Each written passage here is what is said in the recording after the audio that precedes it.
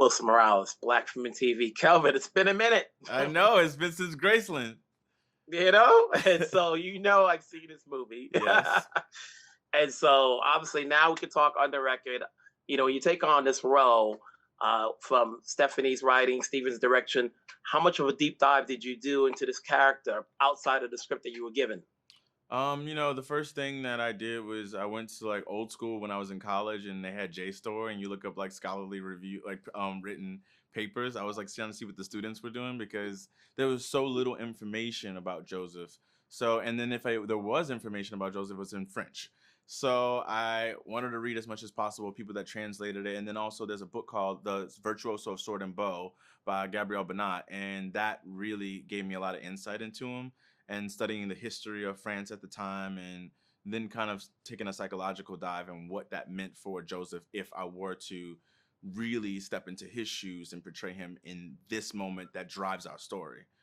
So yeah, it's a lot of different things, but a lot of improvising in some ways, Now, you've played a musician in other films before of sorts. For this one, how much practice did you have to do with the instruments you were given? Dude, I did. I started when I was in Australia, and then I did, I guess you would say, 5 months of training and 6 hours a day, 7 days a week. And then when we got to shooting, I would shoot.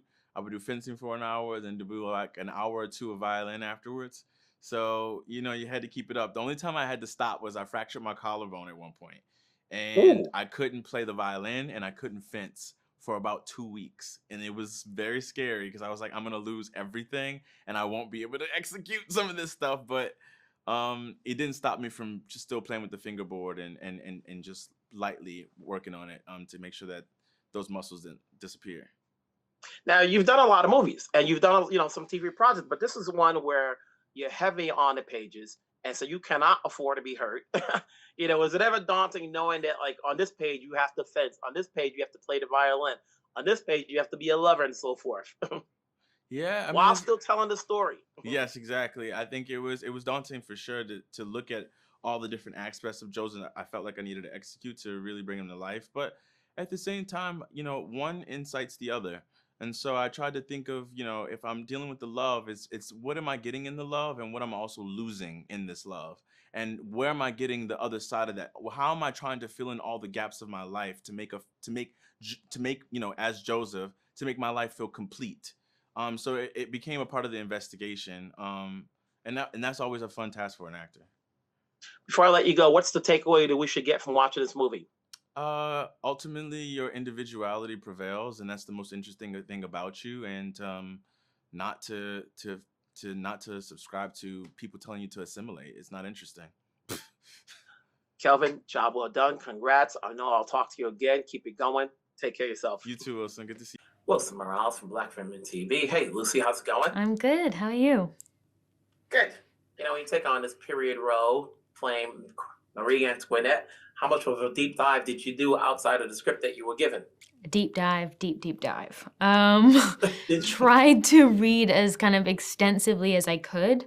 There's just so much information out there about her. There are so many books. There are so many resources online. So you kind of feel overwhelmed by that at the beginning. So I just tried to absorb it all and then start shaving away at what was not so useful for this specific iteration. And I think I've said it before, but I think it's true that we're just so lucky to have a writer like Stefani Robinson who writes with such clarity and precision in her tone and in the kind of the purpose for these characters that made that job easier and really satisfying. How was Marie's relationship with folks of color back then? Obviously, people will look into it. It's like, oh, we know the crux of what happened to her at the end, but how was her relationship before that? Did you find anything interesting? Yeah, I think it's kind of complex to look at because the relationship and the way that we wanted to portray it, to utilize it for the film, is that it's a really earnest, beautiful friendship. And then when you look at it in an analytical lens, I think she was obviously drawn to him for his skill and talent and he was completely unique in that and elevated in that. And I do think there's, Stephen Williams, the director, and I talked a lot about convenient allyship. And I do think that was a fundamental factor in the foundation of their relationship, that she's drawn to him for all of these reasons, but also wants to be seen around him and for him to be seen around her. And when that is part of the foundation of a relationship, I think it explains why she's able to take it in the direction that she does throughout the film. You've worked on different projects. Obviously, Steven's a new director, at least for you. What did you get from his direction that helps you out skill set wise as you go on to other projects? He was just such a great collaborator when talking. I love to analyze these scenes to death. And he was so, patient and collaborative in doing that. And in scenes where I really wanted to, hold her accountable and keep going, pushing on this avenue of remorselessness, and I think it can sway and just anything that's softened or would allow the audience in. We would kind of push each other, and he would push me to like get back on track. And to have someone at the helm of the ship that is so specific and so clear in intention and tone, and so I think it enables everyone to be on the same page in the film that we're making and the message we're getting across. And I think as a actor, that's really freeing and empowering. And so I'll definitely, look for that and take that on to future projects. Do we see Marie Antoinette in a different light after seeing this? Yeah. I think she's someone who has been, historically villainized. I think had she been villainized for the things she does in this film, that would have been much more understandable and legitimate. But I hope that people not only kind of react to her character in that way, but I hope they then react to the rhetoric that she represents, and that she is a kind of mouthpiece for, and have a strong kind of, allergic reaction to that. Congrats on the role. It's good talking to you. Thank you. I'll talk to you down the road on your next project. Thank you so much. Thank you for your time. Take care. Thanks. Well, Samara from Black Women TV. Hey, Samara, how's it going? Hi, it's going well. How are you? Good. So when you took on this role, did you have to practice on your singing skills? I did, and I was not a trained singer, so I had a fantastic singing teacher, Michael Roberts, who was very patient, very kind with me, so I owe it all to him. What goes into saying yes? Obviously, this is a total departure from the normal films we see you in. Yeah. So it's a different departure. So what went into saying yes to take up the role, Marie Josephine? I think that's a big reason why I wanted to do it, was because I hadn't really done anything like that before. I want to make interesting choices and try to be as different as possible with the projects I choose. I think I really like the fact that Scream came out a few weeks ago and now this is coming out. I don't want to be pigeonholed into any one thing. Definitely not, which is always good, Yeah. So when I did see Scream, it goes, that's her. right, yeah. But when you play on this role, obviously, I don't know if the character is real or if she's a composite of somebody or if it's a fictional. Did you do a deep dive into the history of Chevalier to get a sense as to, why they threw in this character that you're playing? Yeah, so she's a real person, or she was a real historical figure. And Stefani Robinson, the writer, really helped me with the research she had done on her. And it was so interesting. I couldn't believe that I hadn't heard of Joseph Bologne before this. So I'm really excited for the world to learn about him. When you do a movie like this, which is, like as we mentioned, totally different, what do you take away from Steven's direction, skill set wise, as an actress, that you can take on to your next project? Is there anything you picked up here that you're like, okay, I would try to be more mindful of this or that? That's an interesting question. I'm not sure. I mean, I think every director is different and they have a different way that they operate. I love that Steven had such a clear vision of what he wanted.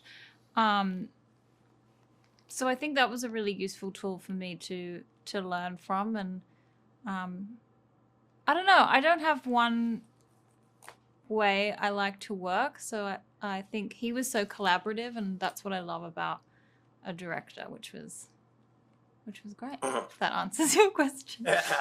And then just the time period, it's a period piece. We don't often see them. Was it, when you go into this, is there a lot of time they take in terms of creating a costume for you and wearing the gowns and all that stuff? Yeah, they Oliver Garcia, the wardrobe designer, costume designer, was fantastic. He's a real artist, and the costumes in this really helped shape the character in the sense that wearing a corset and all the layers and having to rely on someone else to dress you and undress you really lent itself to understanding what women back then had to go through. And it was a really good metaphor of how stripped of their autonomy they were. I've seen this film at 2 different festivals with 2 different audiences. They both loved it, so job well done. Thank you. And I'll talk to you down the road. Take care. Perfect. Thank you. You too. Well, Samara from Black Women TV. Hello, folks. How's it going? Good. How are you? What's up? Good.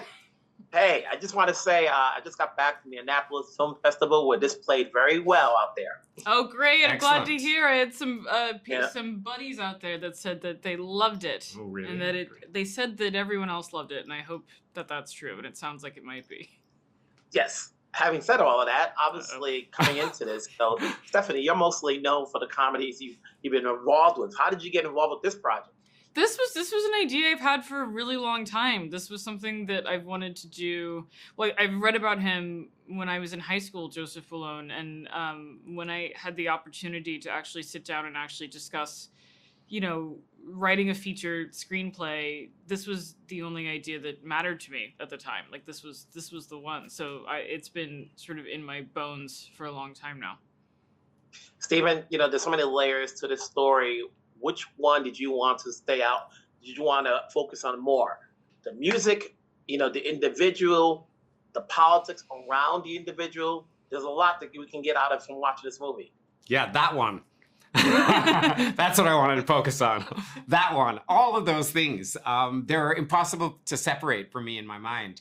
So, just the journey of this incredibly accomplished Black man in mid to late 1700s France, and his evolution from someone who wanted to gain entree to the upper echelons of French society, and then discovered that actually wasn't really who and what he was about, and how he emerged at the end of that as a musical revolutionary. Like literally he was a revolutionary, but he was also someone who experienced a revolution of thinking inside himself internally. So it was the convergence of all of those things that you just mentioned was the sweet spot, and what was really exciting to try to bring to the screen.